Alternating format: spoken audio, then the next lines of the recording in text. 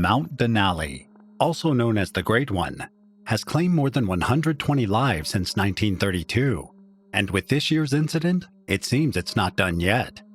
North America's highest mountain peak, Denali, seems utopic and beautiful from a distance. The glorious mountain is a sight to behold, and quite frankly, it is hard to miss.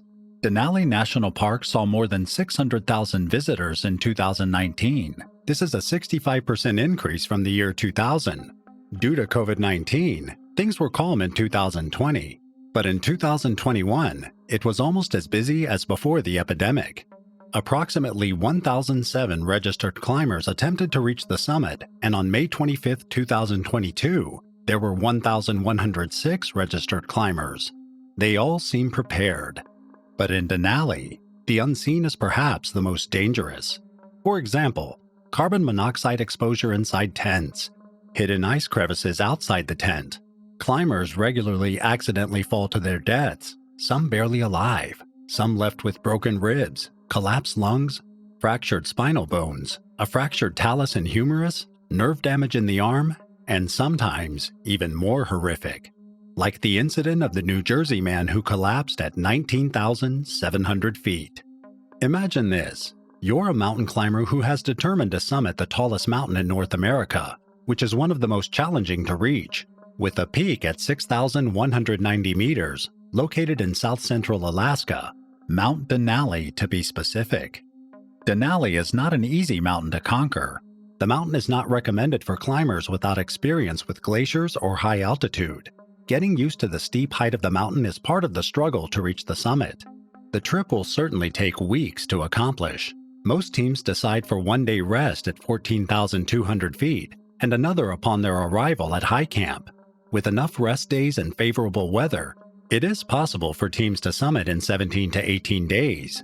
You face storms that can last for days with unrelenting snow and wind. And worse, you must deal with the increasing altitude, making the air thin and making it very difficult to breathe. It is said that those who make it to the summit, the views and the experience are completely life-changing.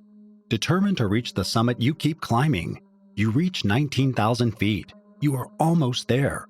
Then suddenly you collapse at 19,700 feet. Unfortunately, this was the case for 48-year-old Fernando Berman, who was eager to conquer Mount Denali. He wanted to experience the life-changing view for himself. Determined, the mission began for 48-year-old climber Fernando from Stockton, New Jersey. He began his adventure, but unfortunately, disaster struck. His mountain guides immediately began cardiopulmonary resuscitation at about 5:45 p.m., but the climber never regained a pulse and was pronounced deceased at the scene. The cause of death is unknown, but is consistent with sudden cardiac arrest. Berman's guides helped retrieve the body, which was recovered from the football field plateau at 19,500 feet using a short haul basket. Late Friday night, Berman's body was transported to the State of Alaska Medical Examiner. Berman was not far from his destination before he suddenly passed away. He collapsed at 19,700 feet, and the summit of Denali is at 20,310 feet elevation. Multiple media reports that Berman is at least the third climber to die in the park in 2022. His death comes just weeks after a Japanese mountaineer of 43 was declared dead after falling into a glacier crevasse. This Japanese climber is believed to be the second climber killed during the 2022 climbing season. According to a park notice, the disaster happened late Tuesday night on May 17th at the base of Mount Hunter's North Buttress. He made one of the mistakes rookie climbers make, going against the advice for mountaineering. The unidentified 43-year-old climber from Kanagawa, Japan, was not roped up with his teammates when the ice bridge collapsed near their base at around 8,000 feet on the southeast fork of the Kahiltna Glacier on Mount Hunter, a relatively low but technically difficult mountain about 8 miles south of Denali.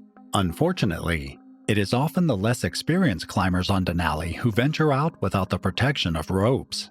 Tucker Chenoweth, Denali's South District Ranger who oversees rescues on Denali, said that he would never do that section of the climb without protection. In his experience, climbers who have mastered rope skills won't think twice about using them because it's not a hindrance to them, it's safety.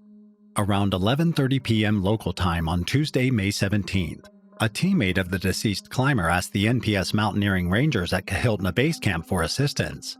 Along with the reporting teammates, 2 NPS patrol members skied to the scene of the accident. One ranger rappelled as far down into the crevasse as he could and discovered that the ice bridge collapse had deposited a substantial amount of snow and ice in the little chasm around 80 feet below the glacier's surface. The ranger couldn't get any lower. Based on the amount of ice, the length of the fall, and the time since burial, the climber is assumed to be dead. The third incident on Mount Denali was one which almost turned into a Sherlock Holmes mystery.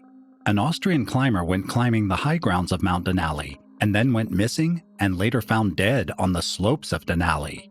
35-year-old solo climber Matthias Rimmel was on a mission to climb the highest peak in North America, which happens to be Mount Denali. Rimmel carried 10 days of food and fuel for his trip. He was the first registered climber to attempt to climb Denali, formerly known as Mount McKinley, in 2022. Matthias was reported missing on May 3rd after a friend made many attempts to get in touch with him. The search for Matthias Rimmel began on Wednesday, a day after he was reported missing, and 4 days after he made his last known satellite phone call to a friend at around 2 p.m. local time on April 30th. During that call, Matthias reportedly said he was tired, but not in complete distress. According to the National Park Service news release, Rimmel likely fell on the steep traverse between Denali Pass at 18,200 feet and the 17,200-foot plateau, a notoriously treacherous stretch on the West Buttress route. Well, it wasn't a mystery after all. The release noted that 13 climbers, including Rimmel, have died in falls along this traverse, the majority occurring on the descent. And considering how notoriously treacherous that path is, it's not surprising that a tired climber accidentally fell into his demise. Rimmel is believed to have been alone on his alpine-style ascent, in which climbers move rapidly with very minimal gear, according to the announcement on Thursday. On Wednesday, April 27th, the Austrian began his ascent from the 7,200-foot Kahiltna Base Camp, with the goal of completing the climb in 5 days. After arriving at his campsite at 14,000 feet on the next Thursday, being May 5th, an NPS helicopter crew confirmed that Rimmel had not returned to his camp. However, cloud cover prohibited them from flying over 17,200 feet to continue the search. Authorities reported on Friday, May 6, 2022, that the body of a missing Austrian climber was discovered on the slopes of Mount Denali in Alaska. The body of Matthias Rimmel was discovered during an aerial search below Denali Pass, according to the National Park Service. According to his buddy Andy Houghton, Rimmel was an experienced mountain guide from Austria with years of climbing expertise. Rimmel had an aim of climbing 7 peaks, including Mount Kilimanjaro, which he accomplished before trying Denali, according to Houghton. He feels Rimmel's death was an accident since he had so much experience, and he believes his friend was prepared. Mountaineering is a dangerous sport. It's a sport you cannot take lightly, Houghton said. We are aware of it because we are mountaineers, and it does not come easy to be on the summit, no matter what. If it's a flat top or if it's Denali, it doesn't matter, and Denali has its own rules. On the surface, Denali seems to be an easy technical mountain to climb, but the wind and weather can easily defeat even the most experienced of climbers. If you have followed this story to this point, I would like to say a big thank you. If you like this kind of story, don't forget to hit the like button and leave a comment below. For more of this type of content, please click on the subscribe button and turn on your notification bell so you will be notified when another video is posted. Until next time, be cautious and don't ever lose your sense of wonder.